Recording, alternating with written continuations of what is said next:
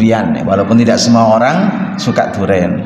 Durian itu yang masak pohon ya, apalagi yang montong, wah itu baunya kuat sekali. Begitu dibuka, dimakan, wah lezat. Karena durian montong itu kan besar, bijinya itu kecil, sak biji tasbih itu. Jadi gigitannya macas begitu, seperti gigit tahu.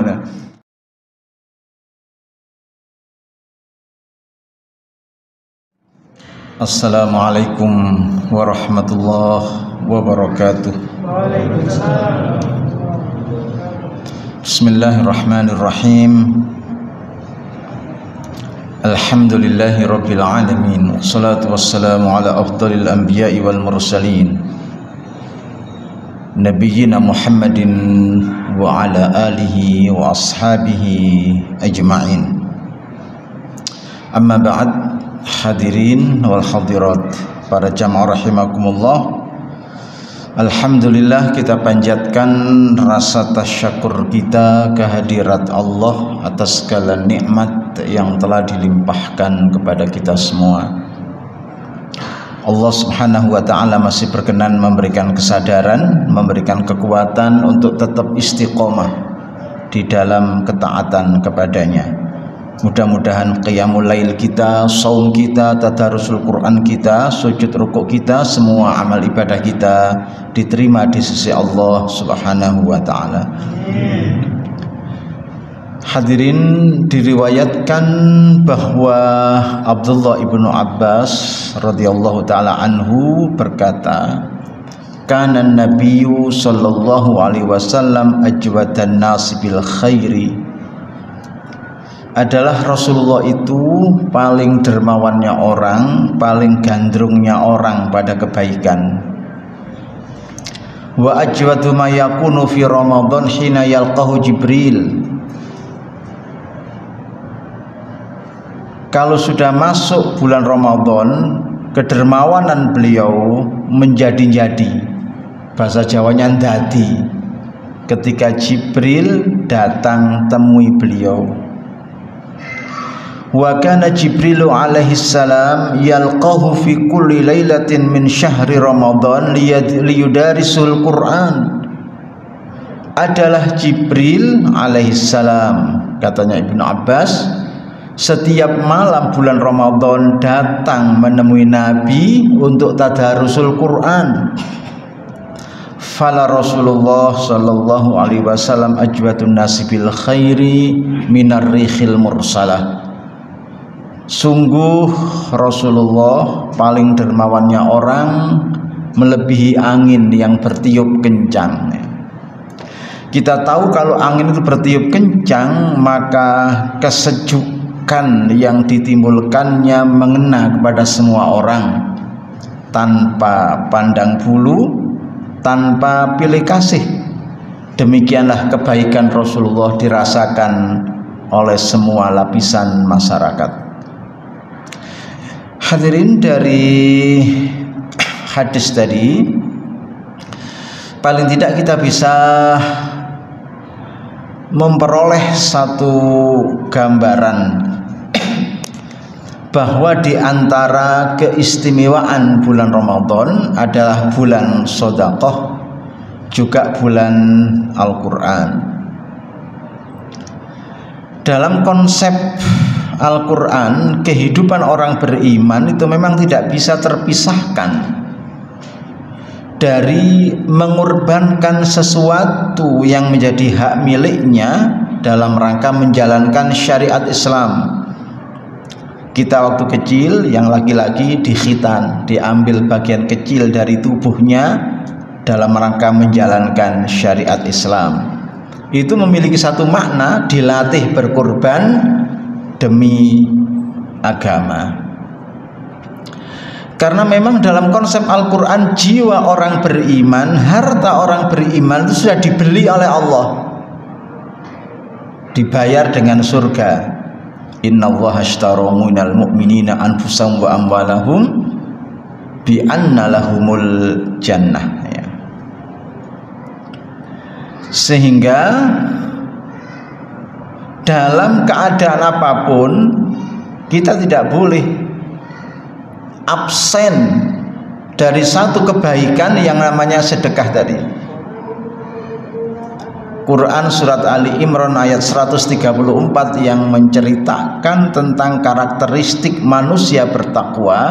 Yang pertama adalah alladzina yunfiquna fis-sarra'i wad-dharra. Orang-orang yang infakkan hartanya baik dalam keadaan lapang ataupun dalam keadaan sempit, baik ketika masih dinas ceperannya banyak atau sudah pensiun 80% dari gaji pokok, baik orderan rame atau orderan sepi, ya tentu sesuai dengan kadar kemampuannya. Nabi mengatakan, ya ayuhan nas khudhu minal a'mali ma tutiqun. Hei sekalian manusia, kerjakan amal ini sesuai dengan kadar kemampuan kalian. Innallaha la yamallu hatta tamallu. Allah tidak pernah bosan sampai kalian yang bosan. Wa inna ahabbal a'mali ilallah madama wa inqalla. Sesungguhnya amal yang paling dicintai oleh Allah yang terjaga kontinuitasnya walaupun sedikit. Yang sedikit dalam pandangan manusia belum tentu sedikit dalam pandangan Allah. Dalam Al-Quran ada masal. Masal itu perumpamaan. Itu salah satu style bahasa Al-Quran. Nah, masal bentuk jamaknya amsal itu dipakai untuk visualisasi hal-hal yang abstrak, konsep-konsep yang tidak bisa dicerna oleh indera manusia itu dimasalkan dengan sesuatu yang konkret ya. Karena memang fungsi masal atau perumpamaan itu untuk visualisasi hal-hal yang abstrak.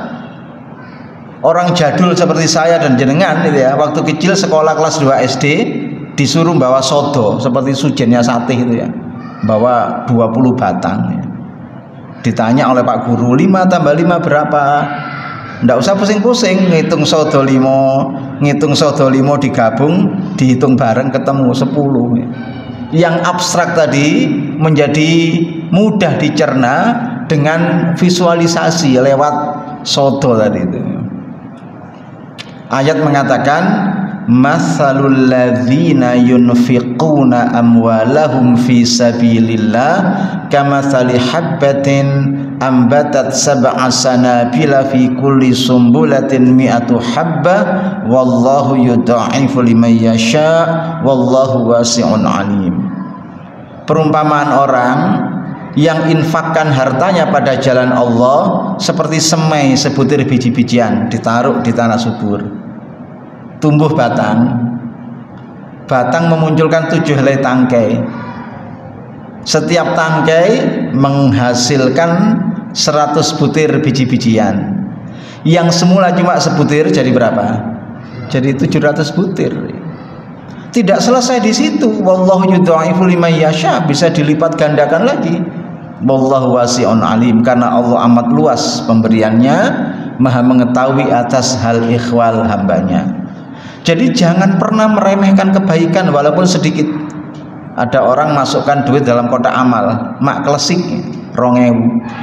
Masjid bangun kok infak 2.000, apa itu semen sak sendok tidak cukup ya.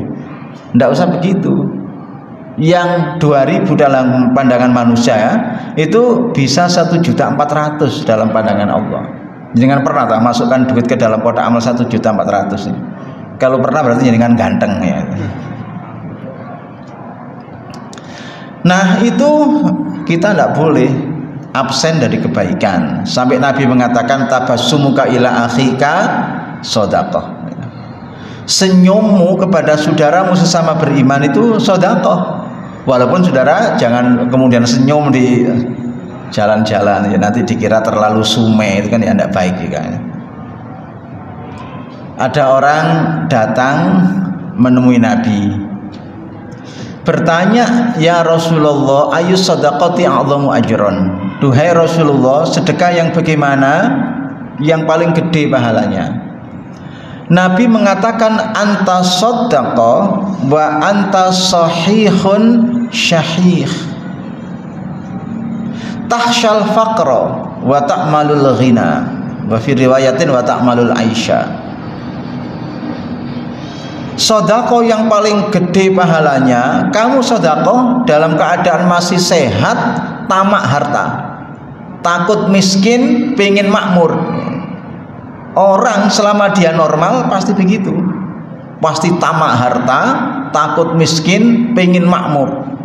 Apalagi kalau masih sehat, dan biasanya diikuti secara alami oleh sifat-sifat yang kurang terpuji, medit, bakhil, gegem, dan seterusnya. Itu sudah gawannya manusia. Wong ayatnya mengatakan zuyyina linnasi hubbus syahawati minan nisa'i wal banina wal qanatiril muqantarati minadz dzahabi wal fiddati, al ayah itu ya. Itu sudah naluri manusia. Kalau orang sehat ya, kemudian dalam kondisi masih tamak harta, terus mampu bersedekah, itu luar biasa. Berarti dia telah menang perang melawan hawa nafsunya. Jadi dorongan-dorongan untuk individualistis itu dia kalahkan dengan cara bersedekah ya. Ya memang tidak ada ceritanya orang tidak suka harta itu. Wah, aku belanger duit rek SPPN duit gawan mule, itu tidak ada. Kalau sudah begitu berarti dia sudah kurang normal. Saya ingat Allah yarhamhu ya, abah saya sekarang sudah meninggal. Karena hidup dengan kakak saya ya, segala macam kebutuhannya ditanggung. Kalau saya pulang ya mesti saya sangoni yang namanya anak. Pernah saya lupa ndak nyangoni, itu ditanya, "Leh gak nyangoni aku ta?" Saya tanya, "Pak, jenengan damel napa ya troni wong pun segala macam kebutuhan ditanggung Mas?" "Lho ya apa sih duit ya akeh kanggone." Ya ndak salah memang. Duit akeh kanggone, walaupun saya tahu terus dia tabung, nanti kalau bulan Dzulhijjah itu diberikan kambing, dikurbankan gitu. Ya. Baik. Jadi sampai Nabi itu nggambar ya, garis 4 persegi gitu di tanah ya. Kemudian di tengah-tengahnya dikasih garis, ditarik garis horizontal terus ke kiri sampai melewati garis 4 persegi tadi. Nabi mengatakan garis 4 persegi ini ajal manusia. Sepandai-pandai orang menjaga kesehatannya, tidak akan bisa keluar dari batas-batas ajalnya. Tidak mungkin orang itu saking pintarnya jaga kesehatan terus tembus umur 200 gitu ya, tidak mungkin, gak ngatasi gitu. Tapi Nabi mengatakan ini garis ini amal manusia pakai hamzah. Kalau amal pakai hamzah itu angan-angan ya. Kalau amal pakai ain itu perbuatan ya. Itu amal angan-angan manusia. Karepe awak ngono ora bimane, karepe awak ya. Tapi gak ngatasi, sudah fisiknya sudah lemah, umurnya sudah tua. Tapi kalau ditanya karepe awak, lho karepe ra bimane. Duwe ono ya.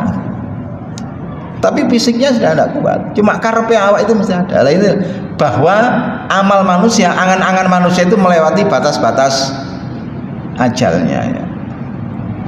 Baik, itu kita bicara tentang bulan sedekah. Yang kedua adalah bulan Quran ya. Nabi juga membuat masal hubungan orang dengan Al-Quran. Beliau mengatakan dalam sebuah hadis yang diriwayatkan oleh Imam Bukhari, masalul mu'minil ladzi yaqra'ul Qur'an kamasali utrujjah rihuha thayyibun wa ta'muha murrun. Perumpamaan orang beriman yang belajar Quran seperti buah utrujjah, aromanya wangi, semerbak, rasanya lezat ya. Katakanlah durian ya, walaupun tidak semua orang suka durian. Durian itu yang masak pohon ya, apalagi yang montong, wah itu baunya kuat sekali. Begitu dibuka, dimakan, wah lezat. Karena durian montong itu kan besar, bijinya itu kecil, sak biji tasbih itu. Jadi gigitannya macas begitu, seperti gigit tahu. Tapi durian ya, jadi enak. Kalau durian yang biasanya jenengan makan kan durian lokal ya, betonnya tok gede, dagingnya tipis. Kalau kurang tua rasanya kayak mangan pohong. Apa maksudnya? batinnya suci, batinnya bersih, ahli tauhid, bersih min adnasi syirki wal ma'asi, dari noda-noda syirik dan kemaksiatan. Tidak selesai di situ, dia juga belajar Quran, mengerti maknanya Al-Quran, menghayati, menjadikannya sumber inspirasi, menjadikannya hiasan hidup, menjadikannya akhlak sehari-hari, sehingga iman yang ada di dalam jiwanya memberi manfaat kepada alam sekitarnya. Kebaikannya dirasakan oleh semua orang. Gambaran Nabi tentang orang beriman yang belajar Quran. Wa masalul mu'minil ladzi la yaqra'ul Qur'ana kamatsalil zamrah. Orang beriman yang tidak belajar Quran seperti buah kurma. La rihalaha wa ta'muha hulwun. Tidak ada baunya tapi rasanya manis. Orang Arab kalau minum kopi tidak pakai gula, karena gula itu katanya mengurangi khasiat kopi, juga baunya menjadi tidak begitu kuat. Dibiarkan kopi itu pahit, tapi gigit kurma, kurma sak gigitan, kopi sak seruputan. Nanti kurma sak gigitan, kopi sak seruputan. Jangan boleh nyoba, saya sering nyoba. Seandainya di sini ada pedagang kurma pasti senang dengar ceramah saya, bakal laris kayak kurmaku. Baik.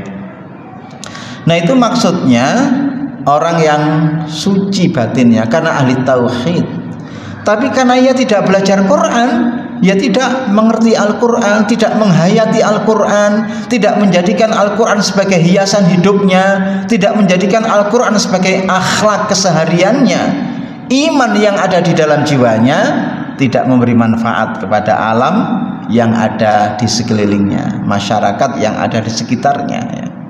Ya termasuk belajar Quran adalah ketika kita mendengarkan ceramah-ceramah keagamaan yang di dalamnya mengupas ayat-ayat Al-Quran. Ya mungkin kalau di tempat kita ya samalah kurma itu dia. Yang ketiga, masalul munafiqil ladzi yaqra'ul Qur'an kamasali raihana. Orang munafik yang baca Quran seperti raihana, rihuha thayyibun wa ta'muha murrun. Buah yang aromanya wangi tapi rasanya pahit ya. Tidak tahu apalah ya di tempat kita, buah yang aromanya wangi rasanya pahit. Kalau mangga ada namanya poh kueni, wah itu wangi sekali baunya, cuma rasanya ya biasa saja, artinya masih kalah dengan poh gadung. Kami pergi haji tahun 2003 itu ya, ada anak Arab yang jaga hotel itu, saya masih ingat namanya Abdullah Mauritani ya, dari Mauritania ya, hafal Quran. Itu makan mangga yang banyak serat-seratnya itulah, kira-kira poh kopior lah itu. Masya Allah itu dikelamuti sampai botak anunya itu, peloknya itu. Saya tanya, ya Wad, madza ta'kulu? Hei anak, makan apa? Apa dia bilang? Faqihah minal jannah, buah surga, saking enaknya. Teman saya tanya, Pak apa bilangnya? Katanya buah dari surga. Masya Allah, pokopior aja dari ke swarga. Durung ropo gadung aja. Ropo gadung semua putar aja. Mungkin kita bertanya, apa ada orang munafik yang belajar Al-Quran? Ada dan banyak. Para orientalis ya, orang-orang barat yang pergi ke timur untuk belajar adat istiadat guna kepentingan penjajahan zaman dulu, itu kan paling tidak dibagi tiga. Ada yang memang belajar Al-Quran untuk membusukkan Islam dan kaum muslimin. Ada yang belajar Quran itu murni ilmu pengetahuan, yang ada belajar Quran karena cenderung tertarik kepada Islam. Saya beberapa kali waktu kuliah diajari orientalis. Ada Martin van Brunation, ada A.J. Kapten ya, sebelumnya ada Karel Stenbrink dan lain sebagainya.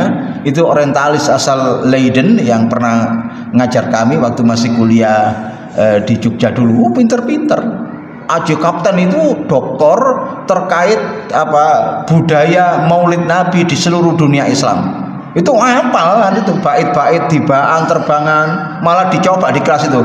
Assalamu alaik Zainal Anbiya'i, Assalamu alaik. Kalau serokalan tradisional kan begitu ya.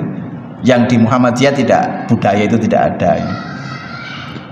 Cuma karena saya tumbuh dewasa di kampung ya ngerti lah, mulai kecil ya ikut kegiatan-kegiatan seperti itu. Baik. Salah satunya ada tokoh terkenal penasihat Hindia Belanda namanya Christian Senokgorchronya. Pinter, itu doktor bidang bahasa Arab, lulusan Leiden University. Pinter Pak, kalau baca Quran sesuai dengan tajwid, apal hadis, bisa baca kitab kuning ya. Kalau khutbah Jumat, masya Allah menyentuh. Jamaah itu nangis gayar-gayar mendengarkan khutbahnya Senokgorchronya itu. Rugi dunia gak dadi apa, rugi ilmu bakal ciloko. Makanya orang Jawa masuk hutan semua wiritan, tidak ada yang kerja. Ya tidak punya duit, yang bisa sekolah anaknya Belanda jadi insinyur, jadi dokter, anaknya orang Jawa jadi dukun. Karena tidak pakai sekolah kan dukun itu ya. Saya punya temen yang sering saya minta tolong mijat saya itu, pegang kaki saya, wah sampai niki rodok dukur Pak, diabetes gitu. Iki apa terus? Megang tangan saya, sampean kolesterol tinggi Pak, iki apa? Sampean kok ngerti? Iya Pak, pengalaman saya mijit ini. Saya punya teman di UNER namanya Profesor Dokter Prihartini ya, itu di bagian tertentu di UNER. Pernah saya tanya sama beliau, Prof, saya ini punya keluhan-keluhan seperti ini saya sakit apa saya ini Prof? Pak, saya nggak bisa jawab sekarang. Jenengan pergi ke lab, periksa darah, periksa kencing, hasilnya kasihkan saya, nanti saya bisa menjelaskan. Sampean kalah Prof dengan tukang pijet itu. Tukang pijet di tempat saya nyentuh kaki saya saja tahu saya ini kena kolesterol. Ya karena tidak pakai ilmu, pakai bes awur gitu aja kan ini. Baik, Senokgorchronya itu heran. Kenapa orang Jawa namanya legiman-legimin kalau lahir bulan legi ya, pasaran legi, wagiman-wagimin kalau lahir pasaran wage, paidin, paijan, paiman, paimin kalau lahir pasaran paing nah, gitu. Orang Jawa kan wedok paiti kan itu. Kalau pasaran pon ya poniman ponimin, kalau perempuan poniti gitu biasanya orang Jawa dulu. Kalau sekarang kan masya Allah, saya kalau baca nama mahasiswa itu dawa jenenge itu. Lah yo ini jenenge wong sak kampung didadekno siji. Siapa namanya? Muhammad Daud Sulaiman, Pak. Nabi telu dadekno siji. Lah yang jenenge Nabi telu dadekno siji. Namanya Muhammad Daud Sulaiman.